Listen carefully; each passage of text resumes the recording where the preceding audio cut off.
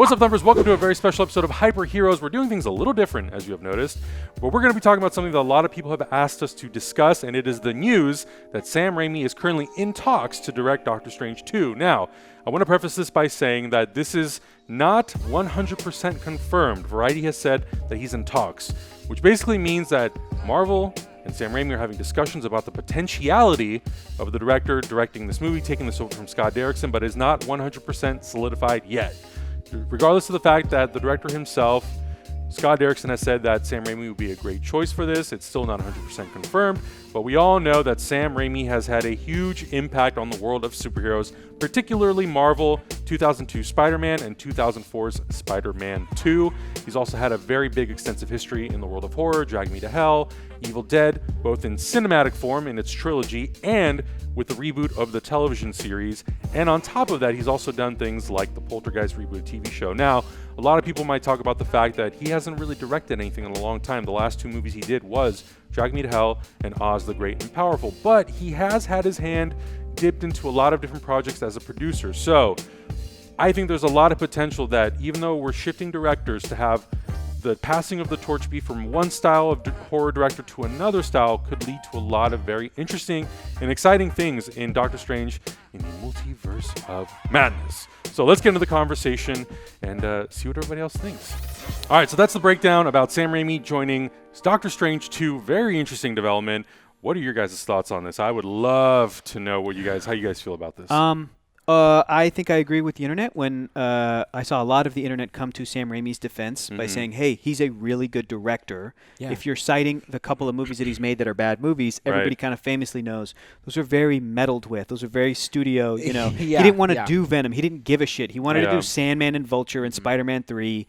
So that was a really, really terrible experience for him. But people still cite Spider-Man 1 and 2, Ash movies, the Evil Dead films, Drag Me to Hell. We did a watch-along of Darkman. Yeah. And that's right. He did Darkman. It is zero. It feels like it's zero budget, even though it's not. Yeah. But it is that it's so classic Sam Raimi, pulpy. Yeah. It is. And, yes, despite the fact that he hasn't directed a lot of movies in the last, 12 years or so. Like 2013 was the 2013. The last It was Oz the Great and Powerful. Yeah, Oz the Great and Powerful, and, it's I get it. I get it from the side of both people who are like, well, he's Sam Raimi. He's done so much great stuff. Yeah. I would hate to not give him a chance just because he hasn't directed something in a while. Right. But I also see the other side of it, like we've seen famously with other directors. If you take too long of a break, you need something to kind of like softball pitch. Sure. So you can kind of get back in the groove but and then go big. Don't you consider these Marvel movies that are already very planned out softball pitches? Like, again, he's not walking into this and they're going, what do you got? They're like, okay,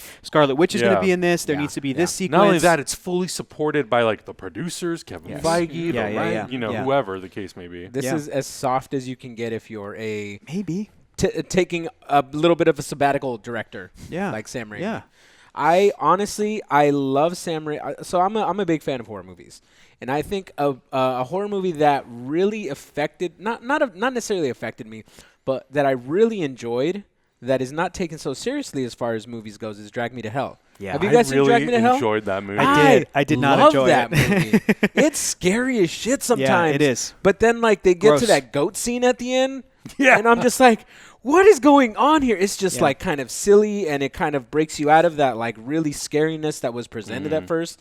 Like the old lady snot part, it made me afraid. Gross. It made me afraid of the little doily that was flying around in the movie. So I'm just like, dude, Sam Raimi did some really, really good stuff. And given that we've seen a lot of quote-unquote sameness coming out from these Marvel movies. It's a good point. This guy has a very distinct style. Yes. He has a very, a Sam Raimi movie when you see eye. When you see a shot that's a Sam Raimi shot. Like that zoom-in shot, that dramatic, kind of shaky zoom-in. And I love it. I love that kind of stuff. I always used to make this comparison, and I don't know how fair it is or how equal it is, but I don't know, for whatever reason, these two movies really feel like they help, that you can really tell what person directed.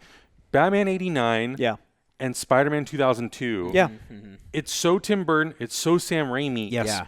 But it's also so superhero and so comic book at the same time. Right, exactly. But you can tell exactly what director made those two movies. Right, exactly. And Raimi has been able to do that even with Spider-Man 2, even though it leans a little bit more into like the silly comic bookiness of it. His movies are also very much that. It's all very silly comic bookiness, and giving that Doctor Strange is going to be called the Multiverse of Madness. Yeah. That name in itself is already kind of silly. Yeah. And like it lends itself to that like almost old school style that Sam Raimi has of like old school horror movies and old school filming techniques. Yes. Yeah, exactly. That kind of weirdness to it that lends itself to a multiverse of different things happening. Like things are going to be shot differently. Things are going to be made to look from a different perspective.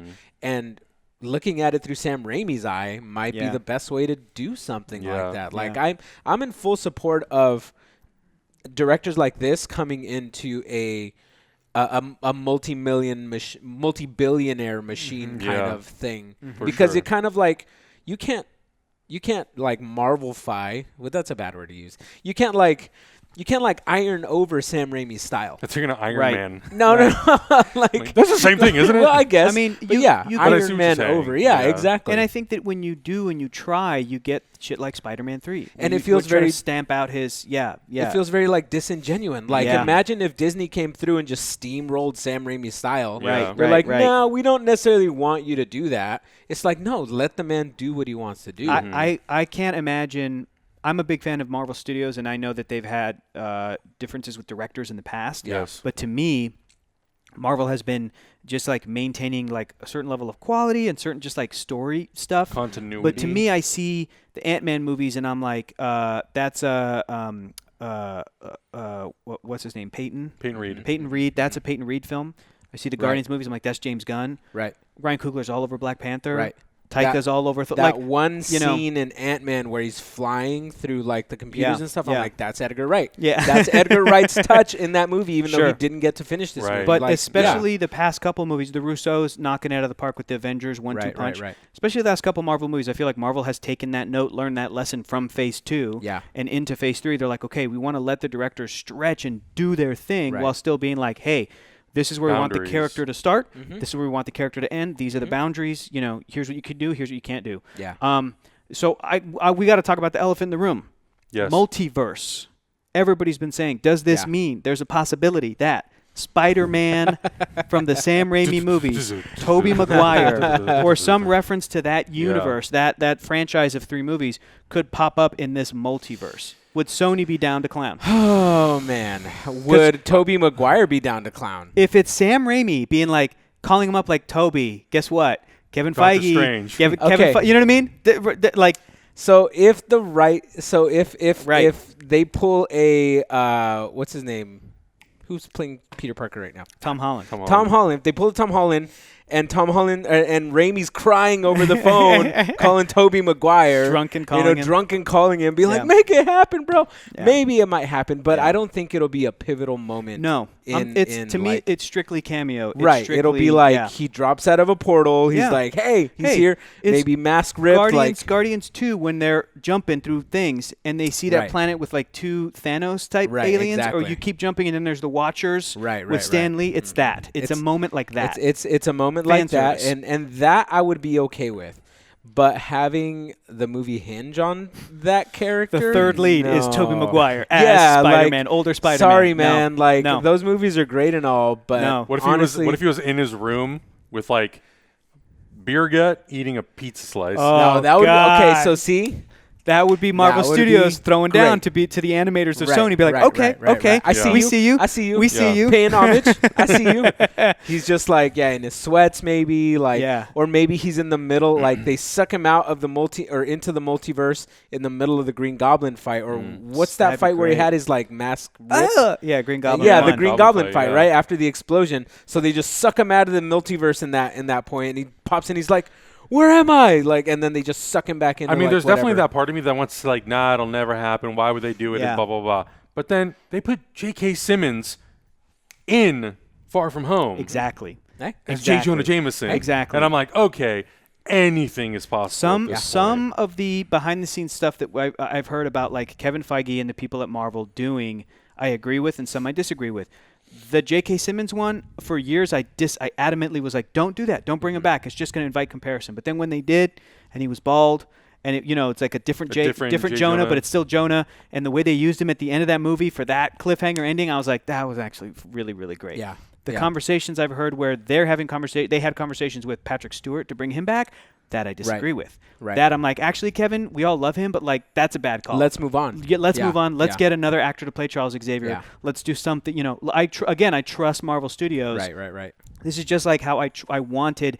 If anybody to try to tackle it, I want Marvel Studios and everybody there to try to tackle the X-Men in that way without necessarily in their own way. It's just like when I wanted Christopher Nolan to do Robin, Dick Grayson. Because I really liked his movies, and I'm like, dude, if I want anybody to do this, it's you. Right. But he was just not interested in that sort of thing. Which that's dipping his toe. Yeah, exactly. And it's like I kind of disagreed with that as well. But what was the original? You're saying that we brought in J.K. Simmons. Tobey Maguire. Is it maybe even more of a possibility because they brought in J.K. Simmons.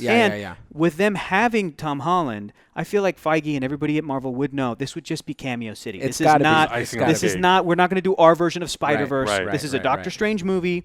We're already bringing in Scarlet Witch. Let's focus on these two characters.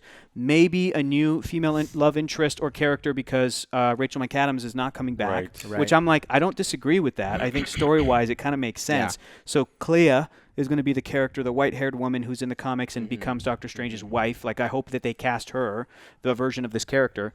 That's already, and it's about the multiverse of madness and Scarlet Witch coming out of WandaVision. I'm like, that's already so much movie. I do not want this to be, and also starring Tobey Maguire. No. And also think about what they are potentially doing with the universe at this point is introducing the X-Men, possibly bringing in the Fantastic Four, and maybe bringing in Doom. Like, come on, man. There's way busy too much. Universe. Like, we don't need the multiverse. Yeah, we don't need We're not Tobey dying Maguire for to story. Be, exactly. We don't. I agree. We're not dying I think for this if there's any sort of comparison, it's like when in the Flash TV show, Flash went through the Speed Force and you saw little glimpses of John Wesley Shipp as the Flash, right. the Legion of Superheroes, this, Eventually, Ezra Miller. Exactly. Same thing. Like a nice little chef's kiss to the past, nice little but homage. like not necessarily making it a pivotal part of the story. I think if they were to do some sort of like Spider-Verse-esque movie, then I think that's like totally bring. That's where a conversation could be had about that. Yeah, but that'd be a Spider-Man movie. It'd be a Spider-Man. It would be a movie. Spider-Man specific. But even so, movie, like I would want it to be focused on like Tom Holland, Miles Morales, and whatever the other like parts of the story would be. Right. But look, if we get to a point where like Tobey Maguire has like some small little baby cameo because they are doing weird multiverse stuff where they're going into different timelines and everything. Yeah. Am I going to be upset about it? No. Is the movie going to be so dependent upon that? Absolutely not. No. Yeah. Won't hinge on that Not at at all whatsoever. Not at all. I have a feeling they're building up to the events of House of M or God Doom, but we could talk about that in other videos. Ooh. If you're going to bring Scarlet Witch into a story with Doctor Strange, then it's definitely not going to be about Spider-Man. No, not at all. No, it's not. It's not even guys. It's not even going to be really happy, probably. No, it's going to be real sad. Awesome. I told my coworker because he saw the Scarlet Witch stuff, the what's it called, the WandaVision, and he was like, "Oh, great! It's gonna be a jolly little love story about what they did in that year when they were by themselves." I was like, "Dude, you could not be more wrong. This is gonna be the most sad and tragic thing you've ever seen." He was like, "What do you mean?" Yep. I really hope that like a lot of people post reaction videos of like the first episode, like, "Oh, I'm so excited to watch it." I can already. And 10 minutes in, they're like, "I'm wrecked." I can already see the thumbnails for the reviews from all of the people on YouTube. Yeah, those are the Everyone's gonna be like, "Episode 1 reaction." And they're gonna be like, "Well, I don't know." And meanwhile, we're gonna be like, "Yes, told ya." Yes, sad. But yeah, let us know what you guys think in the comments below. Whether or not you think Tobey Maguire has a chance of showing up in this movie. Your thoughts on Sam Raimi potentially directing Doctor Strange 2. Also, like I said, it's still in talks. So it was very cool that Scott Derrickson said that he loved working with Sam, and Scott Derrickson's still a producer on this. Yes, and he said something, not confirming it, but like Sam would be a great person to take over. Absolutely. I thought that was super classy, really great. And I think regardless of the fact, like, if you go from Scott Derrickson to Sam Raimi, there still will be an element of horror in the movie. Yes. It probably just will not be.